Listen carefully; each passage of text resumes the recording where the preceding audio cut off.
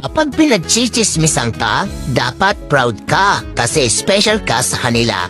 Isipin mo, sinasayang nila ang importanteng oras ng buhay nila para lang mapag-usapan ka. Kaya dapat magpasalamat ka kung ang mundo mo ay puno ng mga kontrabida. Sila kasi ang nagpapaganda ng iyong istorya. Basta tandaan mo lagi na ikaw ang bida at supporting cast lang ang role nila. Tandaan mo, huwag kang matakot sa patay, matakot ka sa iyong kapitbahay na lagi nakasubaybay sa iyong buhay.